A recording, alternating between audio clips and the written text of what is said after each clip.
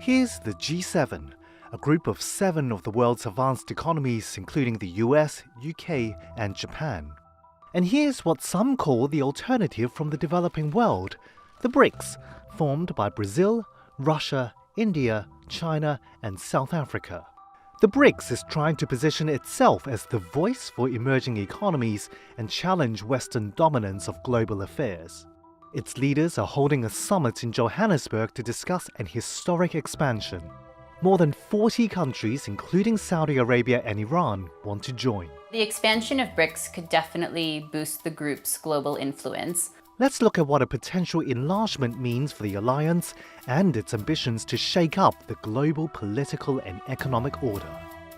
The original term BRIC was actually coined by a Goldman Sachs banker, grouping these really different countries together because they were so fast growing. The leaders of Brazil, Russia, India, and China formalized their relationship in 2009 and invited South Africa to join the alliance a year later. They decided to take that idea in an effort to create a bit of a political and economic counterpoint to what's perceived as the Western hegemony of the global political and economic spheres.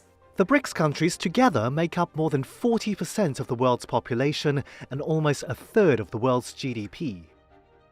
According to data from the International Monetary Fund, the Bloc has already overtaken the G7 nations' share of the global economy on the basis of purchasing power parity. That's when the purchasing power of different currencies is equalized.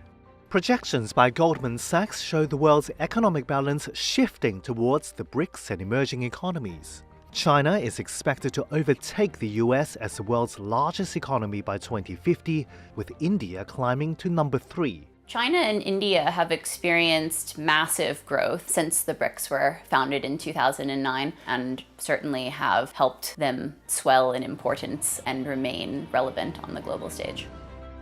China and Russia are pushing to enlarge BRICS. Experts say Beijing is keen to create an alternative grouping to counter the US and the West on the world stage. China has been bullish on expanding BRICS for some time, and they're particularly keen at the moment because of the trade tensions with the US. The US looking to diversify its supply chains away from China. Russia sees an expansion as a way to gain more international allies following its full-scale invasion of Ukraine. South Africa publicly supports the expansion, as does Brazil, but experts say behind the scenes, Brazil and India want a more measured approach.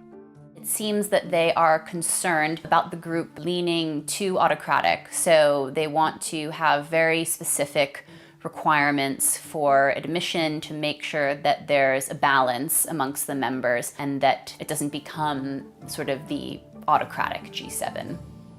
More than 20 countries have formally applied to become part of BRICS, ranging from Saudi Arabia to Ethiopia, Argentina, and Indonesia.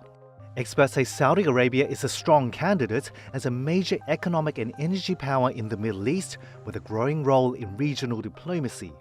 Indonesia, with the world's 4th largest population, is another strong contender. Indonesia, being such a large economy and important in the electrification, clean energy tech, electric vehicles, might be a logical choice. One reason for joining the BRICS is gaining access to the bloc's new development bank. Since its founding in 2014, the bank has approved more than $30 billion in loans for development and infrastructure projects. Access to funding from this bank, which seem to be having more favorable terms than a traditional development bank like the World Bank or the IMF, is definitely something that's attractive to a lot of countries. The new development bank also wants to deepen the use of local currencies instead of the US dollar for trade and financing between the BRICS nations.